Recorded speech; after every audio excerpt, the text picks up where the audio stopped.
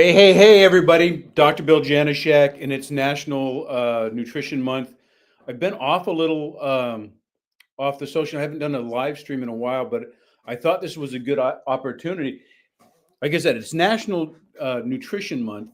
And so I've been talking. If you've been watching this, you know my best buddy is Glen Depke, and he's never in town. And then when he is, I like to talk to him about stuff. And we were talking about just nutrition in general and hormones.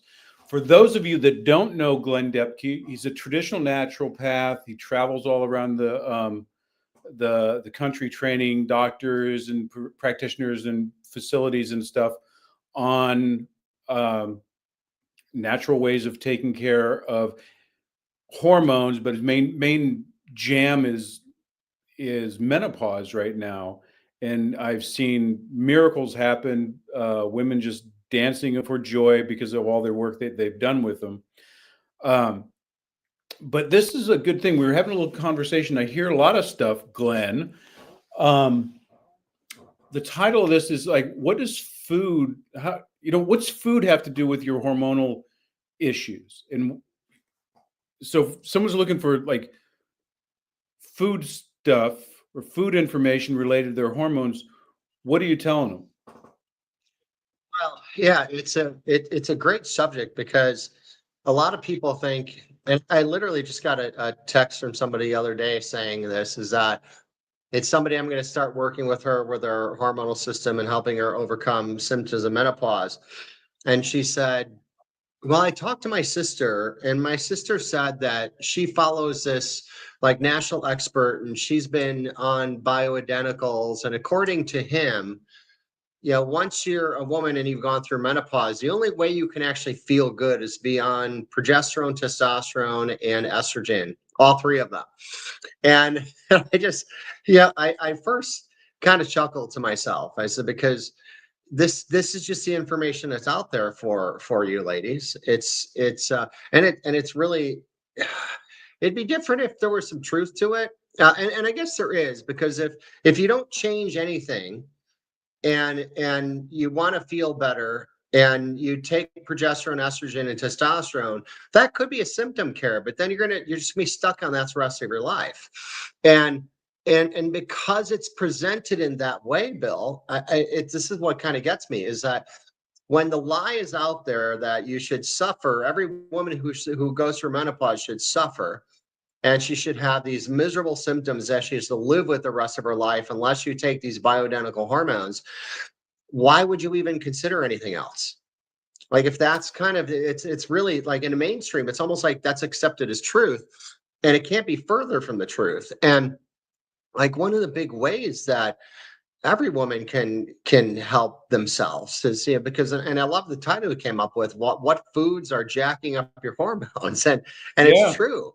And this is not a nutrition 101 session. So we're not talking about the problems with the SAD diet, the acronym for the standard American diet, high in sugar, processed foods, high in flour-based products, coffee, alcohol, all of that. We're not talking about that. And that would be a whole different subject. So, we could recognize that sugar and high amounts of alcohol and coffee all the time, that all jacks up your hormones, right?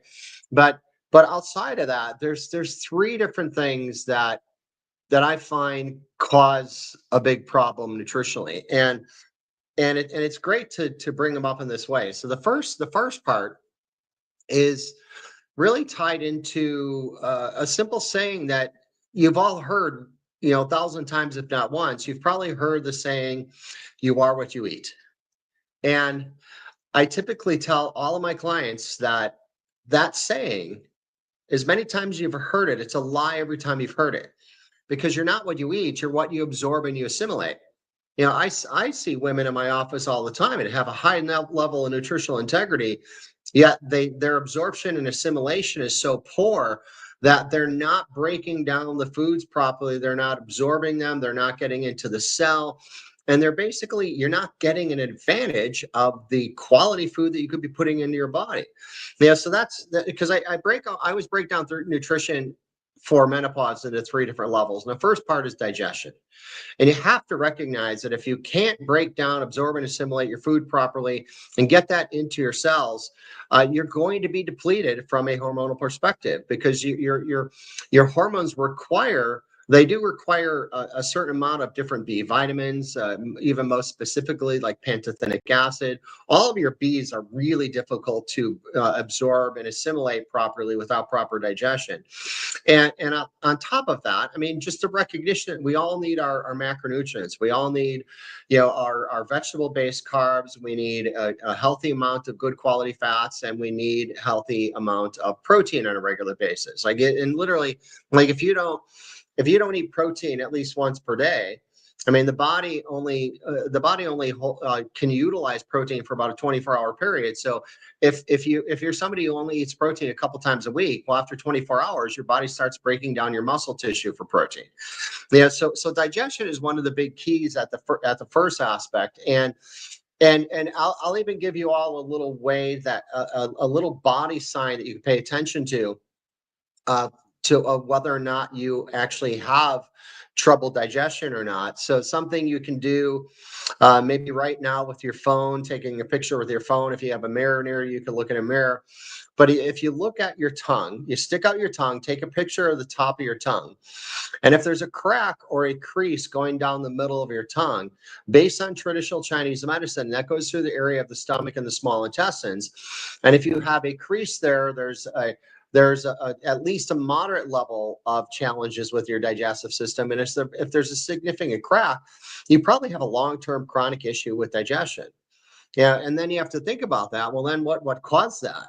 And really the causative factor for most women is that's going to be tied into some pathogens that you're unaware of. So things like detrimental bacteria or H. pylori infections, or different types of parasites, or there's literally over 40 different types of yeast and fungus that you can have in your gut. Like there's all these different things you can have in your gut that are really destroying your ability to absorb and assimilate your foods. And here's a kicker with this too, is that when you've got the problems in your gut that's driving the poor digestion, those problems in your gut, which we will include all those different pathogens I'm talking about, what that does is that inflames your gut.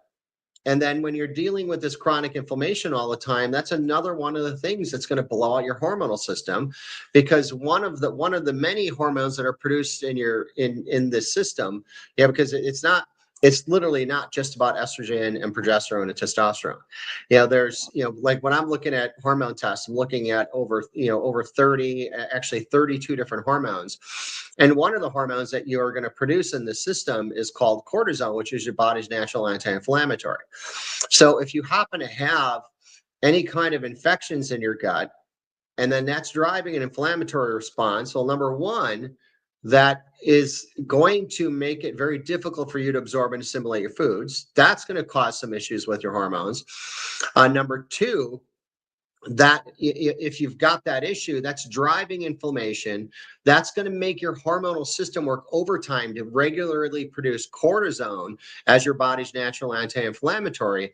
And then number three, if you have those those pathogens and it's driving the inflammation, and you're not breaking down your proteins properly in your digestive system, that then leads into the second category that I'm always focusing on, which is tied into food sensitivity. Yeah, because this will totally jack up your hormones. Because and before you start thinking to yourself, and I'm going to say this, and I know this because I have women in my practice all the time, and I ask them, do you have any known food sensitivities, allergies, or intolerances? And like 90% of the time I hear, nope. And I'm just like, well, to put a little bit more light on that subject, is that about 80, and this is why most won't recognize it, 86% of the women out there that have a food sensitivity are actually asymptomatic. So it's not like you eat the food and then you feel terrible right after. But what happens is you're eating the food, it's driving a low-level inflammatory response in your gut. You keep eating the food or foods consistently enough that are driving the inflammation. Now you have this chronic inflammation in your gut.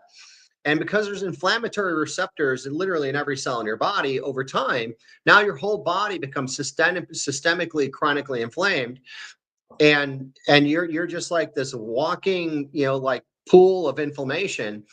And that's another thing blowing out your hormonal system. And it's amazing to me too, how often I see this. Like I literally, I had a session with a woman earlier today, and I usually test, like what I usually start out with is something called a gluten cross-reactive food sensitivity test. And you're always looking at an IgG and an IgA response, which is a whole body immune response and also a gut immune response. And this woman, I mean, out of the 24 different foods that we're looking at, she's sensitive to like 15 of them. And she's got not only hormonal issues and menopause symptoms and problems down that pathway, she's got some much more serious health issues, and it's all really kind of triggered into the same thing. And it's something that so many people just don't. They never do the deep dive. They're never really doing the testing for it, and it's so disappointing from my perspective, Bill, because I just always want women to feel fantastic. Like every woman should feel fantastic, whether you're in childbearing years, going through perimenopause or menopause. And to me, I can't like scream all of this from a mountaintop high enough, because it's just not fair that women are, you're typically lied to about what menopause is really all about. You're lied to about the only way you can get answers to it.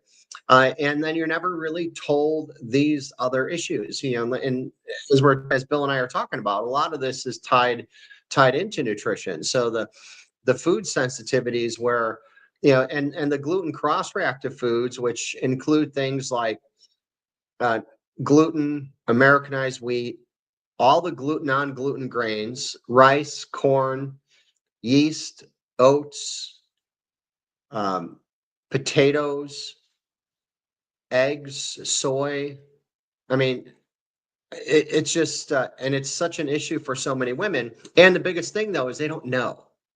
Like, and that's where the real disservice is, because again, 86% of the people are asymptomatic. So the lucky ones are the 14%.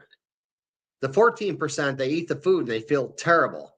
Now, that unfortunately, that doesn't mean that people don't eat that food anymore, but you would think in general wisdom, you would stop eating something that makes you feel terrible. Yet, I mean, in society, not just women, but men and women can still tend to eat things that will make them not feel good. And, because there's that whole part of nutrition where, like, we want something emotionally pleasing.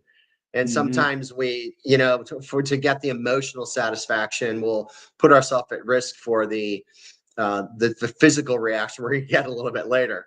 Yeah, but that's the second aspect of it. And then thirdly, Bill, and these are things that we've talked about many times in the past too, is once you can. So if you look at this from that 3-prong approach, so number one, you have to make sure you have the ability to digest your food properly. Number two, you have to define what foods you're sensitive to so you can eliminate those from your diet, so you stop driving the inflammatory response, which is then going to make it a lot easier for your hormonal system. And number three is based on what should you, so if we're defining that you have to absorb and assimilate better, and we're defining what foods you need to get out of your diet, well, then the next thing, the question comes up, well, what should I be feeding myself, right? And there's so many thoughts with this, Bill, and I know we talk about this a lot when we're in the office together, where the simple thing, the one of the ways I like to bring this up is tied into what Hippocrates said about 2,700 years ago. Hippocrates said, one man's food is another man's poison. And that's just as true today. We should not all be vegans and vegetarians. We should not all be on the Atkins diet. We should not all be carnivores. We should all not be doing paleo and keto the same way, because we're all biochemically different. And it makes sense when you give extremes. So let me give you two extremes. If you think of nutrition, which and the main aspect of eating from a fully functional level is for your body to produce energy. So you eat the food, the body actually, the nutrients get into the cells, and and because of the food, we produce energy. It goes through, like, the carbs go through glycolysis. The fats and the proteins go through beta oxidation. They both end up in the Krebs cycle, which is you get to enjoy energy. Like, you get to, like, do things in your life, right? And feel good about yourself and feel good through the day. And, but it's very different from one person to the next as to what we need to fuel that energy. And I'll give you two extremes. So the one extreme is somebody who is a traditional Eskimo. Now, a traditional Eskimo would never eat vegetables. There aren't vegetables in the Arctic, right? They would survive, and not just survive, they would thrive on high amounts of fat, like whale blubber and seal blubber. They would have a pretty good amount of protein, and they would occasionally maybe get some sea vegetables. But they're not like growing vegetables in their garden. They're not picking fruit from a tree, because it just can't happen in that environment.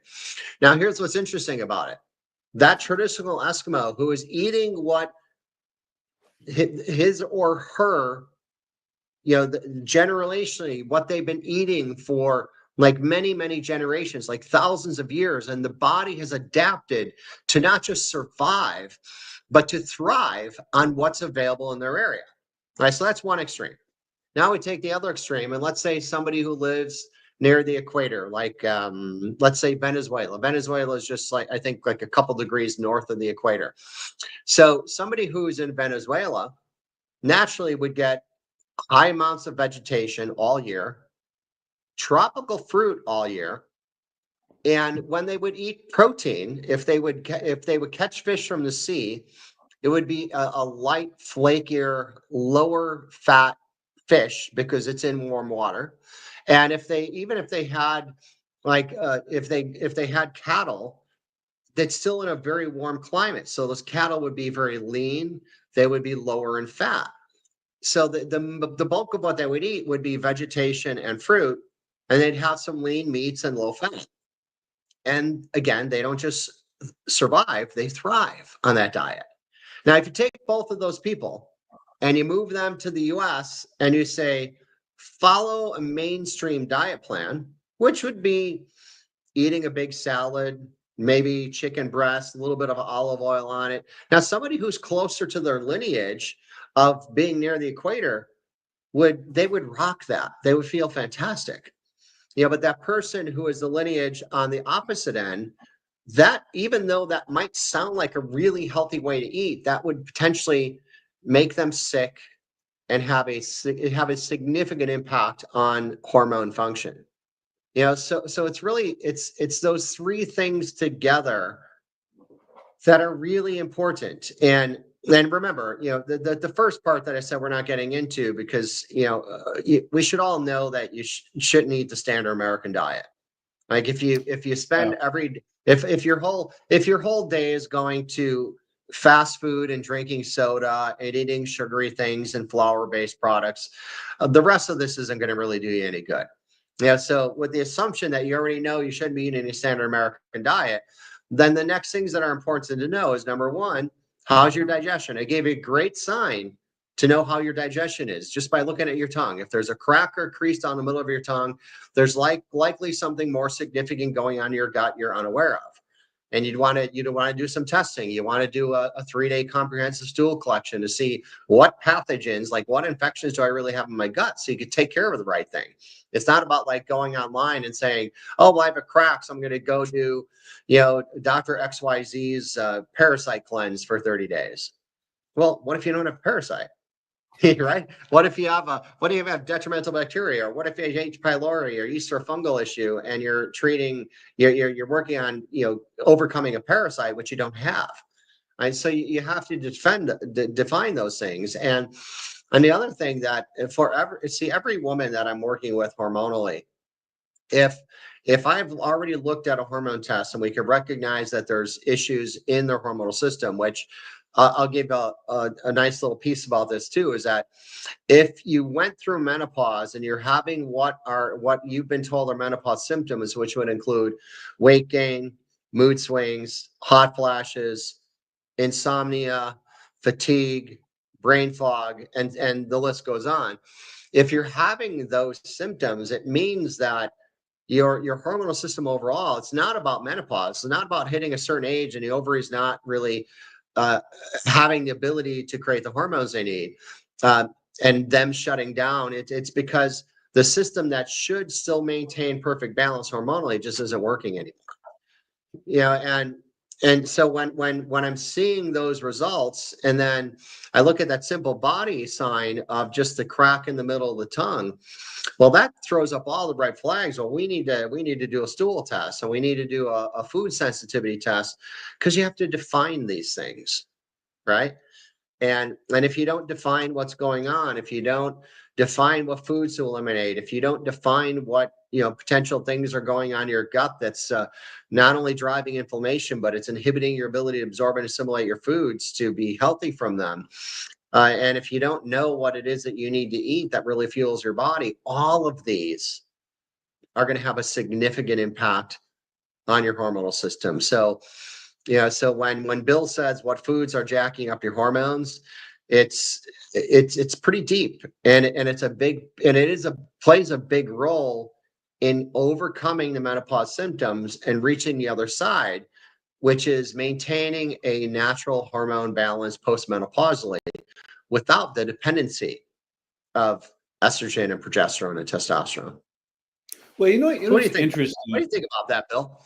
Well, that's a lot, dude. I mean, I'm like, wow.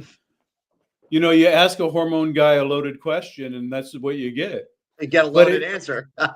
yeah. Well, it's interesting because, like, I've been to your menopause uh, course or Oh, your my class my at event, your yeah. office.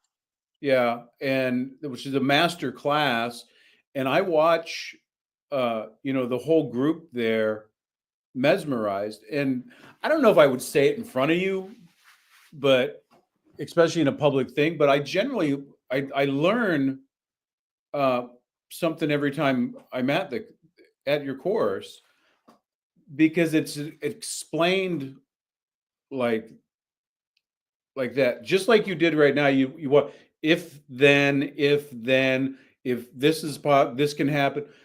But when me and you talk, we talk about the lies or the misconceptions or the sleight of hand. I don't even know what to call it anymore. It's or hubris. I think it's hubris. It's the It's not fair. You can't use a word I don't know what it means. So yeah. well, the, So enlighten my ignorance, Bill. What does hubris mean? so yeah, was is hubris is it's it's confident to a fault. Mm, I'm so because I believe this way. Well, Glenn, everybody should be keto, carnivore, sugar busters, vegan diet. And if you don't right. believe so, you're just an idiot, because I'm obviously the expert, doofus. Um, and I don't know if it's that, if it's just dogma over time. Yeah. Dogma is just first principles never discovered, uh, or it's actually just really evil. And I don't know. I don't really don't know which one, because we talk about it all the time. It's like thyroid. You go in there and you go traditionally, and you get your thyroid. Well, here's the one marker that we're gonna identify everything apart.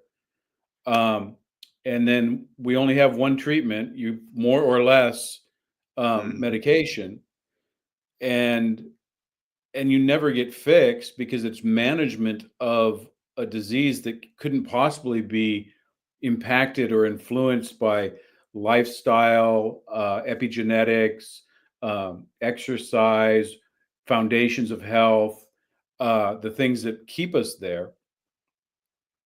And it's like we always talk about it, just like you said, it was like, well, if it's normal, why would I try to change normal? Why would I stop looking? And when I go to your class and I listen, and there was that that one lady that brought both her daughters because she had gone through your stuff and got great results, and she wanted to front load her daughters who I don't even think they were near, premenopause, maybe late 30s. I don't remember. But because she goes, there's no I don't want them to go through the stuff that I went through. But nobody else explains the step by step, uh the impact of this, then that, and it's nuts. The other thing that when you were talking about, assimilating to the diet, I was watching a dude that I follow on YouTube, and I hadn't seen him for a while, but you look at him and he looks beat up. He looks like he was just drunk or hungover. And he said, no, he says, I've been going through health challenges with my gut and my energy and my sleep, my circadian rhythms and my workouts and like that. And he's been 2 years from the UK where he moved to Austin because that's where, the all the influencers go. But because he was not raised on gluten food, red dye 14, blue dye 1742, whatever it was, the crap that they're putting in the air, if not the food, the gassing off of thing. He said after 2 years and he still kept what he would think of as a regular diet, i.e., he eats sandwiches and he does this and he does this, but it's different. Yeah. And just because we assimilate, because we've been getting all this crap since we were little, so does it like store up in our cells and every tissue of our body that we grow on one, and we're just used to it? I mean, it's Yeah, it's well, and there also could have been some other underlying things going on, and then when he added in a bunch of, other. the questionable food sources that we have in our country, it might have pushed him over. It might have just been the straw that broke the camel's back, and even, the reality, even like moving across the world, not just across the country, across the world is like that's a life altering event. That can be a major stressor for people as well. And yeah, but it's even with what you were saying earlier, Bill, with the people with they get caught in this dogma, or like I also want to be clear. I'm not saying, hey, you should chastise your doctor who's telling you to take No. bioidentical hormones, because they've actually learned that that's what you do. Like if I learned something differently, it was kind of, and I wasn't going to bring this up, but it seems fitting right now. It's not like, yeah, I've been in practice for 24 years now, Bill. And I've been looking at hormones for 21 years. But I never, 20 years ago or whatever, I didn't sit down and say, "Oh, I want to be the menopause expert." That wasn't a thought in my mind, but it organically grew because what had happened, Bill, and I don't think I've ever told you this either, is, You I holding out on noticed that, me? yeah, that's right. Been holding out for about like how many years now? 16 years on Yeah. this one.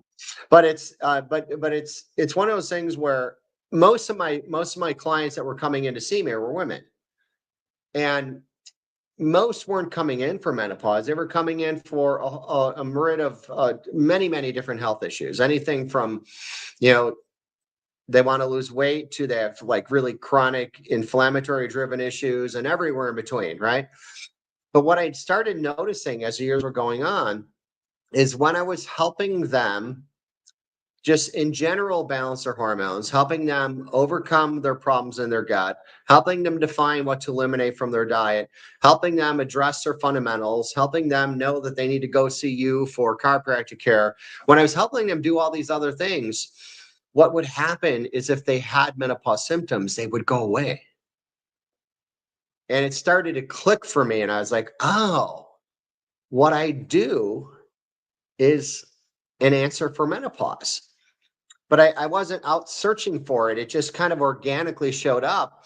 And then on top of that, because I'm just, I know you've heard me say this. Like I'm such a fan of women, and to me, women get the short end of the stick most of the time. And I know this because I work with mostly women in my practice. So what I recognize is that, and this is, and you and I can understand this, but I don't know, women, I don't know if you're going to hear this from many other men, but I say all the time, and like a man's life is way easier than a woman's. Yeah, because what I've seen by working with women all these years is that most women, they take care of their children, they take care of their husband or their significant other, they take care of their home. Very often you're involved in your church, your community. Oh, and you work a full-time job too. So by the time you reach menopause years, you have spent the last 30 years overworked, overwhelmed, and overstressed. So is it any wonder you enter menopause with a hormonal system that can no longer maintain hormonal balance?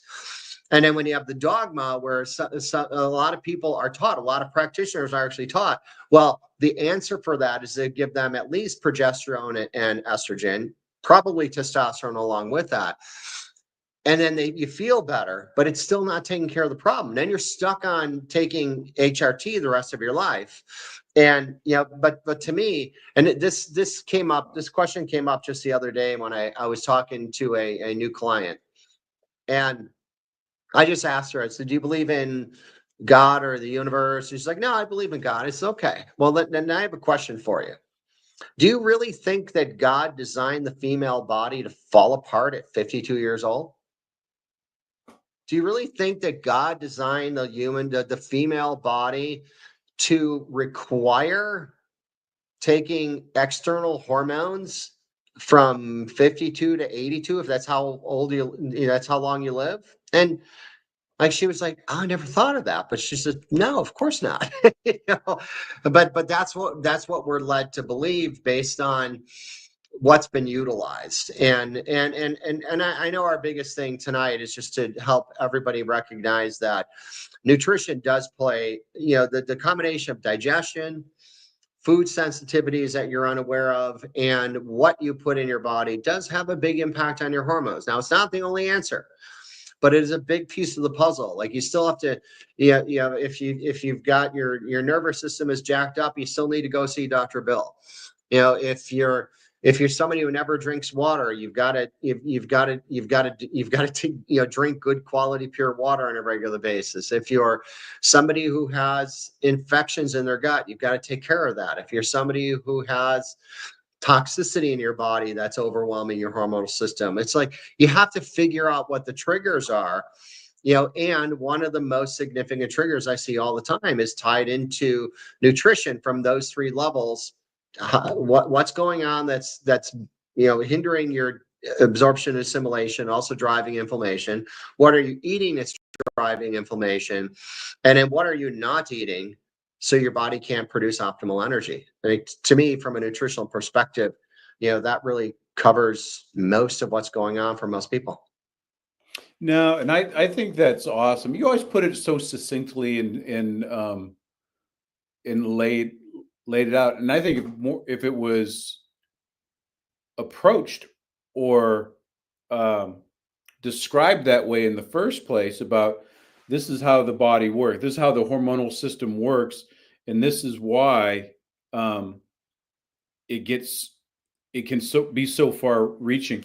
I don't know about you, but I get tired of explaining holism, or because we sound crazy, because it's like, oh well, I have insomnia. Well, have you checked your diet?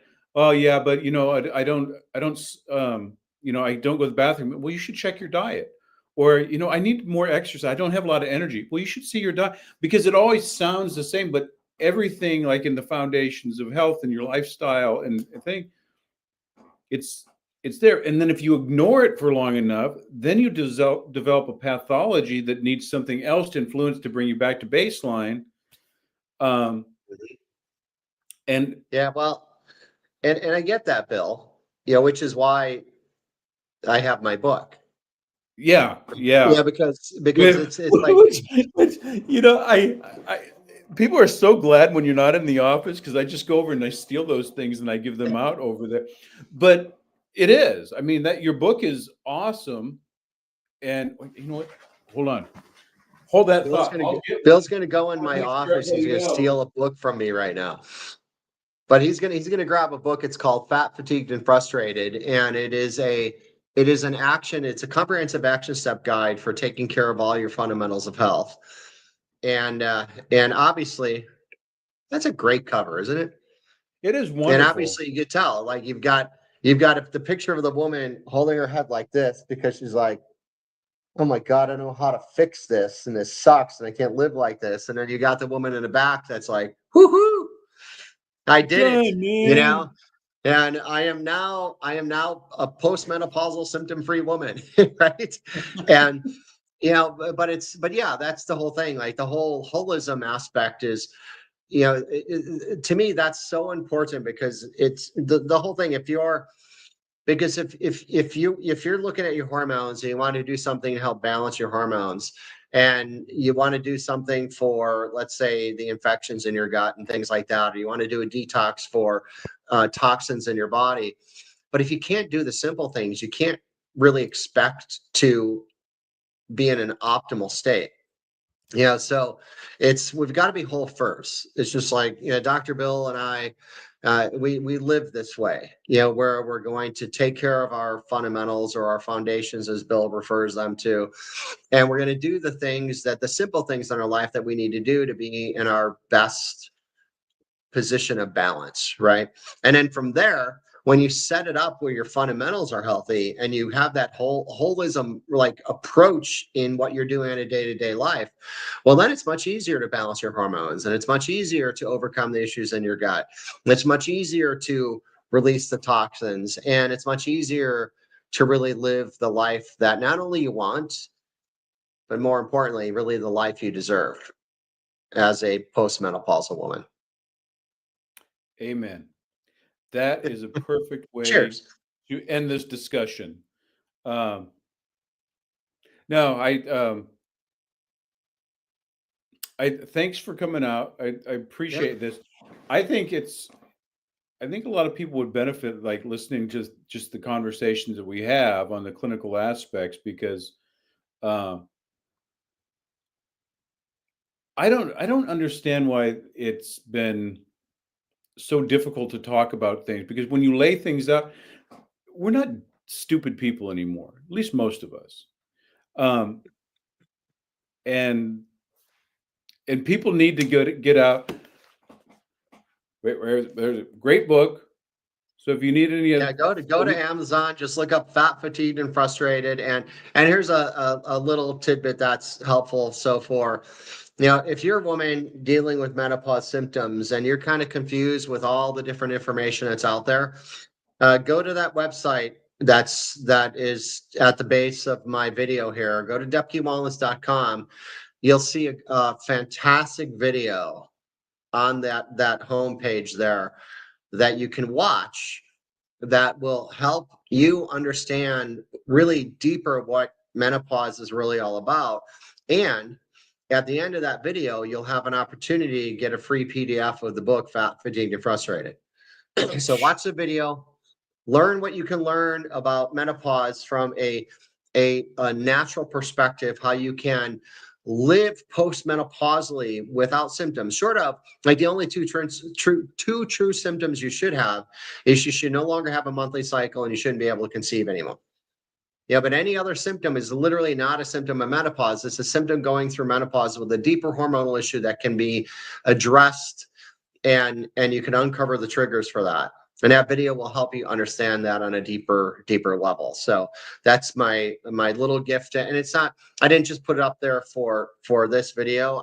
That well, video for education is up there now. It's not special for you, Bill. I'm sorry.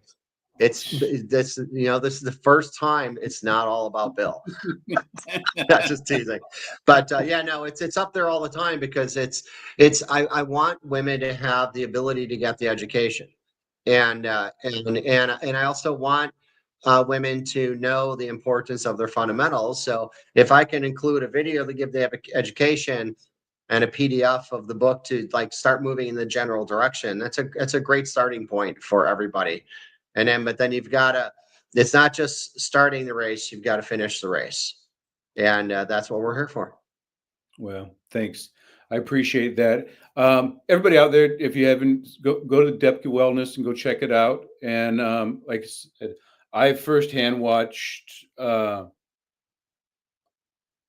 Is in the office. I watch a lot of Glen's clients from start to finish come through here, and they're different people, and it just amazes me once people understand the magic of feeling good again. You never go. They go full hippie, and you want to you just they become evangelists for feeling well and doing that. We get beat down by society, and it's time for us to get back. And if you have something to do, you have a daughter to walk down the aisle, you have a retirement to enjoy, you have the world's biggest quilt that you have to make. um, we get one trip around the big blue marble, and this whole month of National Nutrition Month is a good reminder. But let's stay with it. And you look at Glen's work, and its first principles, get down to the core of things. um, just go do it. If you want it, it's there. um, you will never be sorry about investing with yourself. So, home slices, we are out. So, peace out. Thanks for checking this out, and we'll see you later, except for Cindy Schwartz, because she makes weird comments. Bye bye. Thanks. Bye, everybody.